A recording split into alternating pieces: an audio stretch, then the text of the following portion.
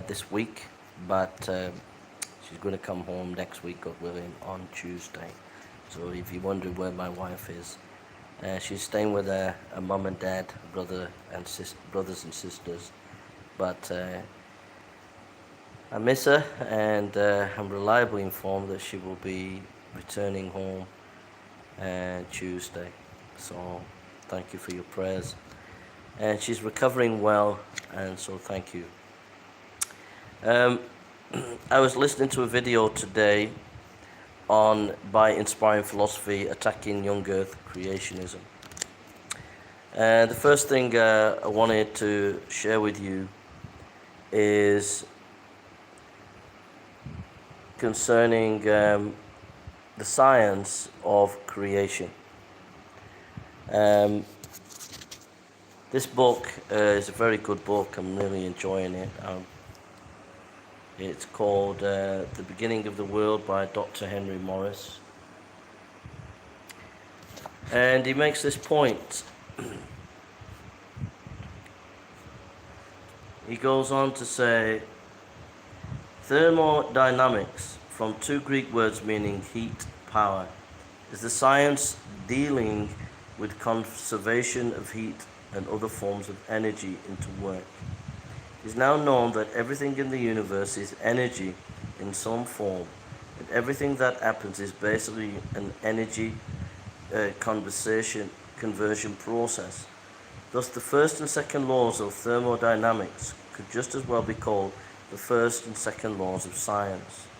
All processes in the universe, as far as we know, have to obey these two laws. The first law of thermodynamics is also, The first law of thermodynamics is also called the law of energy conservation. This law states that although energy can be changed in form, it is not now being either created or destroyed, since all physical phenomena, including matter itself, are merely different forms of energy. This clearly implies that creation was an event of the past and is no longer going on. The second law of thermodynamics, stated in non-technical form, says that all physical systems, if left to themselves, tend to become disorganized. Thus, machines wear out, processes run down, organisms get old and die. Any temporary increase in organization requires an input of energy from outside the system itself. These two universal laws are basic in all disciplines of modern science, verified by thousands of experiments from the nuclear level to the astronomic level. With no known exceptions, they clearly indicate that nothing is now being created and that the original creation is running down. This all proves, as well as science is able to demonstrate anything, this all proves, as well as science is able to demonstrate in anything, that evolution, which requires a continual universal process of development and integration, is simply not true at the present time. This is why no one has been evolved, nor evolution has been occurring. Since science can only deal legitimately with present processes, and since present processes are not creative or integrative in nature, science as such can tell us nothing about origins. Therefore, if we are to know anything about the creation, when it was, what methods were used, what order of events occurred, or anything else, we must depend completely on divine revelation. There is no other valid source of information on this subject. God was there and we were not, and he has told us quite plainly that what took place in his revealed word. The Bible confirms the implications of the two laws of thermodynamics. Such passages as Genesis chapter 2, verse 1 to 3, Hebrews 4, verse 3 and 10, Exodus 20, verse 11, and others indicate clearly that the creation was complete at the end of the 6 days of creation. Hebrews chapter 1, verse 10 and 12, and Romans 8, 20, 22 are similar verses. Each that originally perfect creation is now in the process of decay. So, the first defense of young creation is to say that there was no natural process that created the world or sustains the world in terms of what can we say, evolution.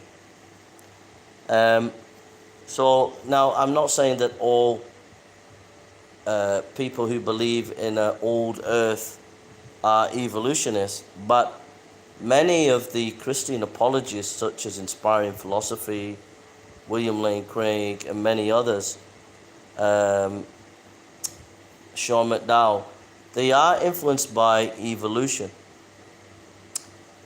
And that is the main source of interpreting Genesis chapter 1, 2, and 3. The main source is that there had to be a natural process to account for the so-called age of the earth. The issue, though, is what Morris has said, that science is about repeating itself. The whole point of science is observation, that you can observe and repeat that observation. But creation itself was a one-off event. It was a one-off event. And so it cannot be repeated in a lab. So what that means is when people are talking about the age of the earth, it's based on philosophy, it's based on pseudoscience, it's based on presuppositions. It cannot be established in a lab. It cannot be repeated in a lab. It was a one-off event. And secondly, the length of days that evolutionists, that people account for, where they say the earth is billions of years, they have to have, most, not all, the evolutionary process. But these two scientific laws concerning thermodynamics destroys the whole credibility of evolution. And it doesn't matter if you've got a PhD in biology, in evolutionary biology, it cannot be gainsaid that that energy is deteriorating. There is a decay going on in the world. So that's the first thing I want to say, is that creation had a beginning, which everybody believes it had a beginning. But the age of the earth is how we calculate the age of the earth. We're calculating it because we believe there has to be a process, a naturalistic process, which we call evolution. And in order to account for the complexity of life, we have to come up with billions of years, so it magically can say that over the billions of years all this complexity of life came. But the problem with that is the laws of thermodynamics, these two laws, negate, because energy is not gained or less in the first law, which means that it's not got a creative power to multiply extra energy. There's a pool of energy in the universe, and it can neither be added to or taken away. So that negates the evolutionary process, because the evolutionary process is a creative order. But it can't be a creative order. It can't produce new energy, new forms, because the energy that we have in the universe, it cannot be added to or taken away. And the second law of thermodynamics is that energy, creation is in decay, to disorder. which also would negate evolution. So those thoughts smash an old earth conception from a naturalistic evolutionary point of view. It just smashes it, completely destroys it. Whichever way you look at it, you've got nowhere to run. Now I know a lot of atheists and a lot of evolutionists will try to wiggle out of this. But the reality is you cannot wiggle out of hard scientific fact. Your statement of the age of the earth is based, even if you don't using naturalistic evolution, and you're saying that you believe in theistic evolution, even if you say, well, I don't believe in evolution, but I believe in an old earth because of the gap theory, your exegesis there is just a presupposition, because you can't prove it. If there was this gap theory and a long period of time before there was a creation, well, where's your data? Where's your evidence for that? Because in that gap, the evidence disappeared. So you're still based on a presupposition. And it's not logical. If God can create the earth in his power, then why can't he do it in 6 days? The reason why you have a problem with that God created in 6 days is you have a problem with God. And you have more of a love for science, pseudoscience, than actual fact. The laws of thermodynamics are the strongest scientific laws that we have. Far more well established than so-called evolution. And yet, you try to say that the earth is billions of years old, and the model for that is the evolutionary process, which is negated by the laws of thermodynamics. So exegetically, you're doing it as a presupposition, those who go for gap theory. You've got no data or evidence.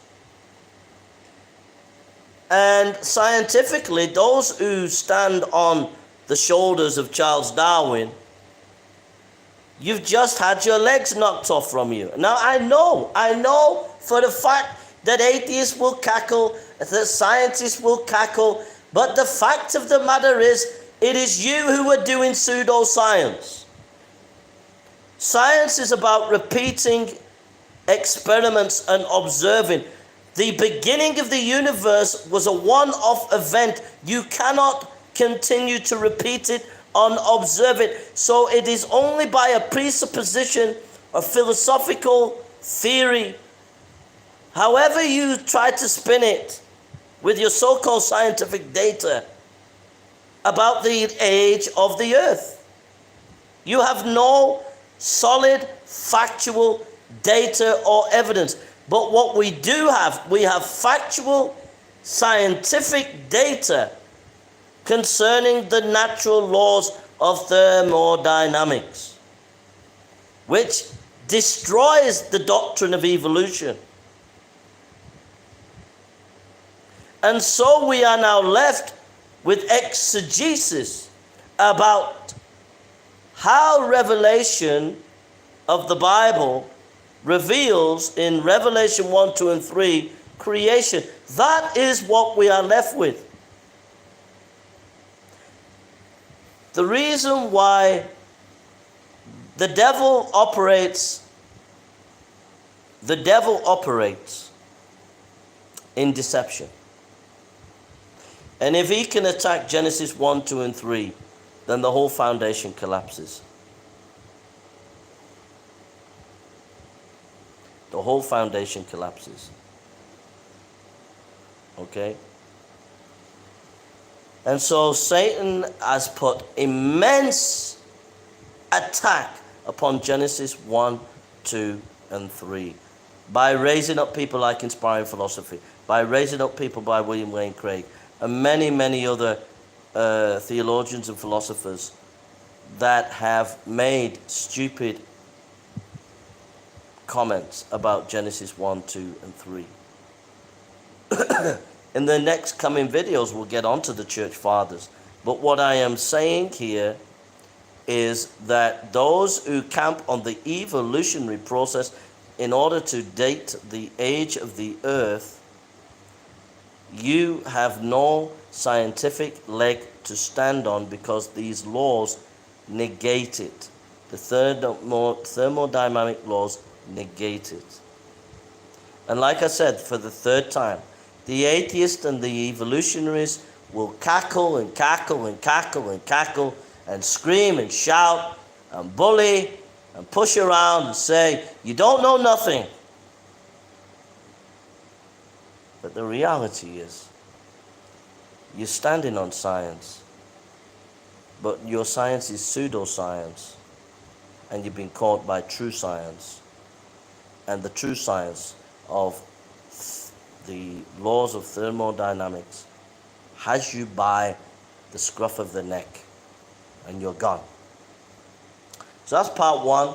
So I'll be doing part two, part three in the next few hours, in the next few days. But I am 100% on the Word of God, Genesis 1, 2, and 3, as it's stated there. And anybody who wants to posit an old earth, whether you are secularist or a Christian, you have fallen into the satanic deception. There is an ongoing satanic attack upon Genesis 1, 2, and 3.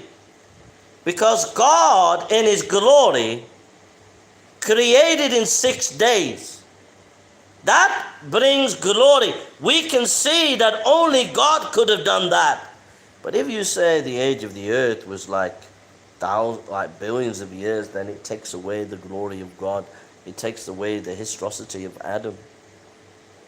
And if you believe in the historicity of Adam, then you should believe in 6-day creation. The two go together. To believe in an old earth and then say you believe in Adam is not consistent. It is not biblical, but it is not logical. All right? I want to just show you something. Sorry.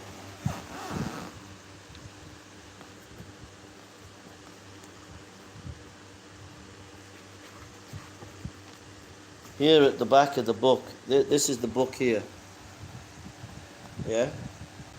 At the back of the book, so this is published by Master Books, www.mastersbooks.net, there.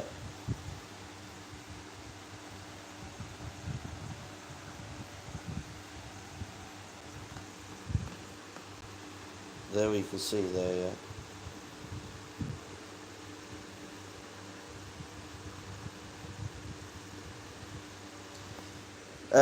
Master Books, www.masterbooks.net. Now, if you look at the back here,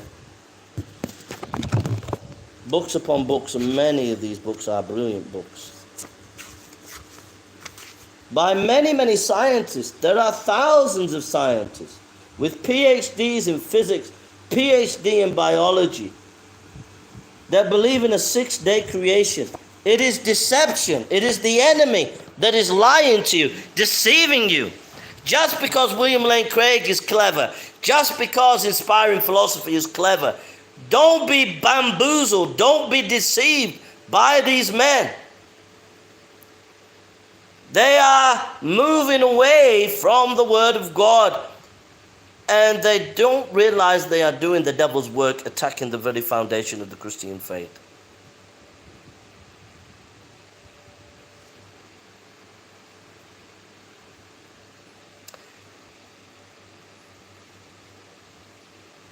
So Paulie, London Calling, John McDermott, God bless you guys. So that's part one. I might do part two later this afternoon or in the evening. I might do part three tomorrow. Part two tomorrow. I don't know when I'll do. But I'm going to be doing a series on young earth creationism. And this is part one. And my main point here is the first and second law of thermodynamics is an absolute bombshell when it comes to evolution. And evolution is the model that they're using in order to come up with the age of the earth. And it cannot be justified when you look at the laws of the two laws of thermodynamics. It cannot be justified. It cannot be a model to state the age of the earth. And secondly, my second argument against anybody, whether Christian or secularist, who talks about the age of the earth, that it's billions of years of age, whatever, and they're saying that they're doing it based on science. It cannot be based on science. Science is based on repeating observation and experimentation and observation. You can't repeat the creation event. It was a one-off event. So if you start to come along with your science, say the earth was billions of years of age, well, what science are you talking about? You can't observe that event time and time and time again and repeat it. It's a one-off event. So what you're doing is you're using philosophy in your scientific method to come to the presupposition and conclusion of the age of the earth. Those are my two arguments in this video. Refute it if you want. I guarantee you can't refute it. You can't refute it. But whether you're at Harvard, whether you're at Oxford, wherever you are, whether you've got a PhD in biology, whatever, your pride blinds you. You lack humility. You lack humbleness. Humble yourself under the mighty hand of God. You say, yeah, but what about Christians who believe in an old earth and they don't believe in evolution? I've just told you exegetically that when they talk about the gap theory, yeah, if they believe in the gap theory and they try to do it exegetically and they say they don't believe in evolution, which is a contradiction, because if they believe that the earth was created over billions of years, then Adam wasn't a real first person. But if you believe in Adam as a real first person, then you shouldn't believe that the earth is billions of years of age. But the point is, if you believe in the gap theory, then all the data and evidence was destroyed. So you can't prove your gap theory. All you have is a nebulous exegetical method that you're trying to do in Genesis chapter 1, verse 1 and 2. It's very nebulous. You're basing it on one verse that is open to interpretation. Genesis 1, verse 2. That's all you have. You have no evidence, but the reason why you believe in an old earth is not because of the exegesis. It's because deep down you feel like the science is on the side of an old earth. But we've just told you that that is an impossibility. I rest my case. Refute me if you can. You can't. So do not be bamboozled by William Lane Craig, Inspiring Philosophy, and all these people who sound smart, sound clever, but are doing the devil's work. You say, well, what about the church fathers? We'll get into the church fathers another video. We'll come to that in another video. Well, we've just gone into the science, the scientific method in science, the foundation. And as we go into the foundation of science, the methodology of science, and also science itself on two laws, in the laws of thermodynamics, we have built a strong case against old earth creationism. All right? And we will start to build our case for our position. All right? So be encouraged. God bless you all.